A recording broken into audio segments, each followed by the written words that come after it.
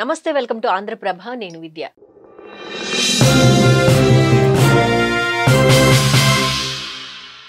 ప్రసాద్ గారు నమస్కారం అండి. Welcome to Andhra Prabha. కొన్ని సందర్భాల్లో అంటే చాలా మంది లెగుస్తూనే ఇవాళ ఏం చేయాలి, రేపేం చేయాలి, లేకపోతే ఇవాళ నా వర్క్ ఇది అది ఇది అని చాలా రకాలమైన ఆలోచనలతో లెగుస్తూ ఉంటారు ఒకటి. అండ్ బయటికి వెళ్ళిపోయాక కూడా నేను కరెక్ట్గా గ్యాస్ ఆఫ్ చేశానా, లైట్ ఆఫ్ చేశానా, తాళం సరిగ్గా వేసానా లేదా, ఇలాంటివి అంటే ఒక విషయం గురించి పదే పదే ఆలోచించడం కానివ్వండి, లేకపోతే ఒక ప్రాబ్లం గురించి ఎక్కువసార్లు ఆలోచించడం కానీ చేస్తూ ఉంటారు కదా. అలా ఎందుకు చేస్తూ ఉంటారు? అది అసలు ఫస్ట్ ఆఫ్ ఆల్ అట్లా చేసేది కరెక్ట్ కాదని వాళ్ళకి తెలాల. అంటే ఒక ఇష్యూ గురించి ఎక్కువసార్లు ఆలోచించకూడదు. అంటే ఆ ఇష్యూ మీద పూర్తి స్థాయిలో ఒకేసారి పని చేసి ఉండాలి. అంటే మీరు గ్యాస్ కౌంటప్పుడు గ్యాస్ ఆఫ్ చేసాను చూడు, రైట్ సైడ్ తిప్పినాను, ఏదో ప్రజెన్స్లో ఉండాల. ఏమి లాస్ట్లో పాలు దించి కింద పెట్టినా గ్యాస్ ఆఫ్ చేసినా కరెక్ట్ అని ప్రజెన్స్లో నువ్వు రికార్డ్ చేసినావు అనుకో, మర్చిపోవాలి. అవును. ఇట్లా పోతే ఆటో హార్ కూడా అంటే అవును కన్ఫ్యూజన్. సోప్ స్నానం చేయింటాడు, స్నానం చేసినాను లేదా వేసినాను, అది కీ లేదు, ఏదో వాడు డబ్బులు ఇవ్వలేదు, వాడు ఎక్కడ కొట్టినాడు, పాలోడు వస్తానన్నాడు, మళ్ళీ వస్తే ఏమవుతుంది అనుకుంటాడు. ఇక్కడ చెవులో సోప్ అట్లే ఉంటుంది, అట్లే అయిపోయాడు. ప్రజెన్స్లో ఉండాలి కదా. బాగా ఎంజాయ్ సోప్ వేసుకోవాలా, ప్రతిదీ ఫీలింగు, స్నానం చేసేది, బట్టలు వేసుకునేది, ఆ సౌండ్, ఆ పిచ్చు కరిసేది అన్నీ అట్లా ప్రజెన్స్లో ఉంటే నీకు అనవసరాన్ని గుర్తురావు. ఆటో 5 గంటలకు వస్తుంది, నువ్వు 4:45 ఆలోచించాలా. 3 నుంచి ఆటో వస్తే వెళ్ళిపోతే ఎట్లా, ఆటో వస్తే వెళ్ళిపోతే ఎందుకు ఆలోచించాలా? నువ్వు బాగా అర్లీగానే లేచినావు ఉండవు 5 దాని గురించి. ఇంకా 15 ఏళ్ళ తర్వాత మీ అబ్బాయి నీ కొడుకు పుట్టి వాడు ఐఐటి అవుతాడా లేదా అనేది గురించి ఇప్పుడే ఎందుకు టెన్షన్ పడిపోయేది? అట్లా ఏది నీ వల్ల కాదో అది ముందర పెట్టుకుంటాం. నీ వల్ల ఏంది, నీ కారు సీట్ తుడుచుకోవాలా, నీ కారులో నీళ్లు ఉన్నాయి, గాలిలో టైర్లో పంచర్ ఉందా, టైర్లో గాలి ఉందా లేదా, ఆ డ్రైవరు ఎవరన్నా వచ్చింటే వాడు తాగి వచ్చినాడు ఎట్లున్నాడు, అలర్ట్గా ఉండాడా లేదా, తాగి కంపు కొడతానడా, నేను అలర్ట్గా ఉండాడా, ఇవి కదా అబ్జర్వ్ చేయాలా. అవన్నీ పెట్టేసి వాడిని పట్టుకొని అంటే మొదలు యాక్సిడెంట్లు అయితే అన్నీ అవుతాయి. ప్రజెన్స్లో లేము. ప్రజెన్స్లో ఉంటే అన్నిటికీ సొల్యూషన్ అదే. నేను ఇప్పుడు ప్రజెన్స్లో ఉండా, మీతో మాట్లాడుతూ ఉండా, అది తప్ప నాకు నెక్స్ట్ ఏమి ఏం గుర్తులేదు. అట్లా చాలాసార్లు మిస్ అయిపోతా. రైలు వచ్చేసి ఉంటుంది, అప్పుడు లే వచ్చిందంటే అప్పుడు పోయిన రోజులు ఉండే, మిస్ అయిన రోజులు ఉన్నాయి. It doesn't matter. నేను ప్రజెన్స్లో ఉంటా వీలైనంత వరకు. నేను ప్రజెన్స్లో లేకుండా పోతే కూడా తెలుస్తూ ఉంటుంది నాకు. అప్పుడు నేనే నవ్వుకుంటా ఉంటా, అరే ఏందో ఆలోచిస్తాడు, ఎందుకు రా స్వామి నువ్వు పరిగెత్తాడు, పరిగెత్తేది చూడు, పిచ్చుకలు అరుస్తాడు, చిన్నపిల్లలు ఉన్నారు చూడు, అదేదో చూడరా ఆయన మదనపల్లిలో నేను పోతే ఏం చేయాలని నాకు పోయినాక ఆలోచిద్దు. ఇప్పుడు హైదరాబాద్లో ఉండవు, హైదరాబాద్లో గురించి ఆలోచించు.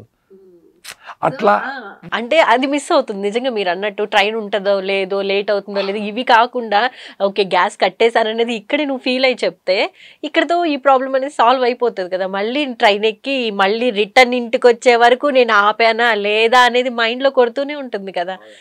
ఈ బ్యాంకుల్లో కూడా ఎంచుతారు, మిషన్ పెడతారు, మళ్ళీ చూసి మళ్ళీ ఎంచుతూ ఉంటారు. నేను వాళ్ళు ఎంచుతూ ఉంటారు, అప్పుడే ఏం చేసి అమ్మ 18 కరెక్ట్గా ఉన్నాయంటే అంటుంది. అంటే అంతవరకు ఆమె ట్రాన్స్లో ఉంటుంది. ఆడించు 2 సార్లు 3 సార్లు ఎంచేది ఎందుకు? ప్రజెన్స్లో లేరు. ప్రజెన్స్ అట్లా ఇస్తారు. అట్లుండే వాళ్ళు ఉండారు కొంతమంది, భలే షార్ప్ ఉంటారు వాళ్ళు, వాళ్ళ డ్యూటీలు బాగానే చేస్తారు. సో అట్లా మన ప్రజెన్స్లో ఉంటే మీ మైండే మీకు అద్భుతంగా అన్ని సొల్యూషన్స్ చెప్తుంది. ఓకే, మనం దాన్ని నెగ్లెక్ట్ చేస్తాం. అది రే అనవసరం రా, టార్చ్ని కంటిన్యూగా వేసి పెడితే బల్బులు బర్న్ అయిపోవా, ఆఫ్ చేసి పెట్ట, ఇప్పుడు కావాలి అప్పుడు వెళ్ళండి. సో దాని బ్రెయిన్ ఎప్పుడు కావాలో అప్పుడు పెట్టండి, సైలెంట్. ఏం ఆలోచించుకుంటే ఎట్లా బాగుండేది, గమ్మున ఉండరా స్వామి. గమ్మున ఉండేదానికి, గమ్మున అంటే సైలెంట్ అని మేము గమ్మున అంటాం రాయలసీమలో. గమ్మున ఉండేదానికి అలవాటు చేసుకోండి. దానికే ఒక మెడిటేషను, ఒక ఆంజనేయ శతకమో ఇంకోటి, ఎందుకంటే అదన్నా చేస్తా ఉంటే మీ తన్ని రాకుండా ఉంటాయి అని.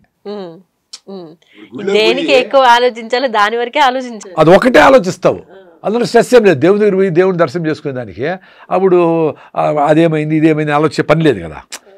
పర్లేదు, కానీ కోరికలు ఎక్కువైపోతాయి కదా. నాకు అది ఇవ్వండి ఇది ఇవ్వండి, లేకపోతే నేను అలా ఉండాలి ఇలా ఉండాలి, కరుణించదండి స్వామి. అంత తక్కువగా ఆలోచించే వాళ్ళది మనమేం చేయలేం. ఆడిపోయి వాళ్ళని బయటకు తీసుకురావడం కూడా అంత ఈజీ కాదు. ఇప్పుడు వాళ్ళు గుడిలోకి పోయి ఆ 30 సెకండ్ లోపలనే కోరికలన్నీ కోరేద్దాం స్వామి అనుకునే అంత మూర్ఖులు ఉంటే ఇంకేం చేయాలి. నువ్వు కోరిక లేదో సైలెంట్గా పొద్దునే 4 లేసి కూర్చొని అడుగుడుగున గుడి ఉంది, అందరిలో గుడి ఉంది, ఆ గుడిలో దీపం ఉంది, అదే దైవం. అందరిలో గుడి ఉంది కదా, సో నీలో కూడా ఉండాలి కదా గుడి దేవుడు. సైలెంట్ కూర్చొని మా పిల్లకి ఇది ప్రాబ్లము, ఓకే ఈ డాక్టరా ఇదా, ఏం చేయాలా స్వామి చెప్పు అంటే నీ మైండ్తో నువ్వు ఇంట్రస్పెక్ట్ అయితే చెప్తుంది అది. చూడు ఇవన్నీ అయిపోయాయి, ఇది అయిపోయినాయి, ఇంకా ఆల్టర్నేటివ్గా ఇది చెయ్యి అది చెయ్యి, క్లియర్గా చెప్తుంది. నువ్వు తిరుమలకు పోయి ఏమేమి ఎఫెక్ట్ చేసి వస్తావో అదే ఎఫెక్ట్ నువ్వు ఇక్కడ కూర్చొని దేవుడిని దర్శించవచ్చు. సొల్యూషన్ చెప్తాడు. నీ మనస్సాక్షి నీకు అన్నీ నాకు చాలా అట్లా జరిగినాయి. వీడితో కొన్నిసార్లు ముందుగానే తెలుస్తుంది వీడితో వద్దు అని, అయినా నేను పక్కన పెట్టి చేసిన రోజులు ఉన్నాయి, దాంతో దెబ్బ కొంచెం ఇష్యూస్ అయిన రోజులు ఉన్నాయి. ఇప్పుడు ఇంకొంచెం అవేర్గా ఉండ. ఇప్పుడు కూడా నష్టపోనని కాదు, ముందు 10 చేస్తే 4, 5 ఫెయిల్ అయ్యేవాడిని, ఇప్పుడు 10కి 1, 2 ఫెయిల్ కావచ్చు. ఫెయిల్ అవుతాం కదా అని ఏమీ చేయకుండా సైలెంట్గా ఉండిపోతే కంపు కొడతాం. నీళ్లు ఫ్లోలో ఉంటే కంపు కొడదు, నిలబడిపోయిన కంపు కొడతాం. ఫ్లోలో ఉండాలా, జనాలు కలవాలా, మనుషులు కలవాలా, యాక్టివిటీ చేయాలా. ఈ ప్రాసెస్లో ఇండ్లు అన్ని కుదవ పెట్టేసి అప్పులు చేసేసి ఏదో చేసేసి ఊరేసుకొని ఫ్యామిలీ అట్ట కాదు. ఏ 100 రూపాయలు ఉంటే 10 రూపాయలు 20 రూపాయలు చేయి. మీ ఫ్యామిలీకి ఎట్లా ఫ్యామిలీని సెటప్ చేసినాం, ఫ్యామిలీని పెట్టేసి వాళ్ళకి సేఫ్గా చేసి మళ్ళీ నువ్వేం గేమన్నాడు. అది పోగొట్టుకున్నావా, అమ్మ అంతా పోయింది తల్లి, భవతి భిక్షాం చేసాను, భార్య భోజనం పెడతాను, నోరు మూసుకొని ఇంట్లో ఉండు, నీ 50 రూపాయలు పోగొట్టుకోబా. సో మీరు చెప్పే మాటలను బట్టి ఏదైనా ప్రజెంట్లో ఉండాలి, యాక్సెప్ట్ చేయడం నేర్చుకోవాలి. చాలా. నీ వల్ల కాదనుకో యాక్సెప్ట్ చేయాలా. నేను అకౌంట్స్ రాసేది నాకు భలే కష్టం, లెక్కలు తెలుసు కానీ రాసేది చాలా అలర్జీ నాకు. సో నేను ఇప్పుడు చేస్తుంటే ప్రాజెక్ట్స్లో ఆఫ్రికాలో వ్యవసాయం మొదలుపెట్టినాం, దానికి ఒక చార్టెడ్ అకౌంటెంట్ తీసుకున్నా, ఆయన చూసుకుంటాడు ఫ్రీయే. సో ఇక ఆయన మార్కెటింగ్ పిహెచ్డీ అయినా మా ఫ్రెండ్, ఆయన చూసుకుంటాడు. నేను అగ్రికల్చర్ వరకు చూడు ఎంత. సో ఈ ప్రాసెస్కి 5 ఏళ్ళు పట్టింది నాకు. ఎవరిని సెటప్ చేస్తే అంతకుముందు నేను పెద్ద డబ్బులు ఉండే వాళ్ళతో జర్నీ చేస్తే అయిపోతుందిలే అనుకున్నా, కాలా. అంటే ప్రజెన్స్లో ఉండా కాబట్టి నాకు సెటప్ చేసేదానికి టైం పట్టింది. నేను ఫ్లోలో ఉండా, చాలామందితో కలుస్తూ ఉంటా, అందుకని నాకు లైక్ మైండెడ్ పీపుల్ డెఫినెట్గా యాక్సెస్లో ఉండారు. సో నా కోరికలన్నీ నేను కూడా చేయలేనివే కలిసి కూడా చేస్తా. అబ్బా పార్ట్నర్షిప్ కుదరదే, నువ్వు ఒకటే చేయలేవు పార్ట్నర్షిప్ నీ నమ్మకం లేదనుకో, నువ్వేం చేయగలవు చేసి గమ్ము నువ్వు. అయితే ఇప్పుడు నేతికూరు పెట్టాలా, 1000 ఎకరాలు ఆఫ్రికాలో వ్యవసాయం చేయాలి, ఆస్ట్రేలియాలో ఎక్కువ సెంటర్ పెట్టాలా, ఇవన్నీ నేను కూడా చేయలేను కదా. సో ఐటీసీ వాళ్ళు పెద్ద కంపెనీలు హిందుస్థాన్లు ఎవరో వాళ్ళేమి ఒకరే కాదు కదా, టీం ఉంటారు, అఫీషియల్స్ ఉంటారు, నెట్వర్క్ ఉంటుంది, వాళ్ళందరూ కలిసి చేస్తేనే కంపెనీకి 100 కోట్లు ప్రోగ్రెస్ అన్నీ అవుతుంది. అట్లా మనం కూడా కలవాల్సిందే. ఈ కలిసిన ప్రాసెస్లో జెన్యూన్గా ఉంటూ ఓపెన్గా ఉంటూ అట్లా ఉన్నామనుకో, సపోజ్ అందరూ ఉన్నారనుకో, 10 మంది డైరెక్టర్లు 9 మంది ఉన్నారనుకో, వాడు చెత్తోడున్నా వాడు మారాల్సిందే. సో వాడు చెత్తోడు 9 మందికి తెలుసు, వీళ్ళందరూ ఓపెన్గా ఉండరు, నేను లేదని వాడికి తెలుసు. So at some point of time మారుతారు ఆ ఫ్లోలో.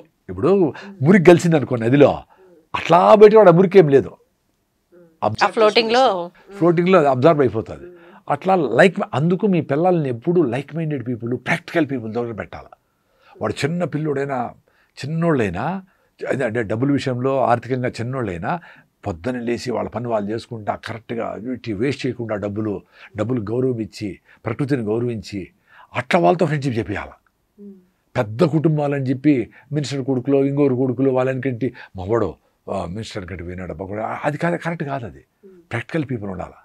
నాయన 9 అవుతుంది పోయి పడుకోపో, ఇంకా ఇప్పుడు ఉండకూడదు ఇంకా 9 తర్వాత అని చెప్పి ఇంటికి పంపించాలా. నైట్ అవుట్ మా పిల్లోడు వాళ్ళ పెద్ద ఇంట్లో, అది డేంజర్, అది అస్సలు పంపించకూడదు. మీ చేతుల్లో ఎదురు చెప్పాలా, మంచిది చెడ్డేది అని చెప్పాలి. ఇది కరెక్ట్ కాదు నాయన అని చెప్పాలి పిల్లోళ్ళకి, టీచర్లు చెప్పాలి. సో అట్లా లైక్ మైండెడ్ పీపుల్, ప్రాక్టికల్ పీపుల్తో పెట్టాలి మీ పిల్లల్ని. ఇంప్రాక్టికల్గా ఏదో ఈ గాలిలో మేడలు కట్టారు తా అంటారు, వాళ్ళతో అస్సలు టచ్ చేయకూడదు. Thank you so much. నమస్తే.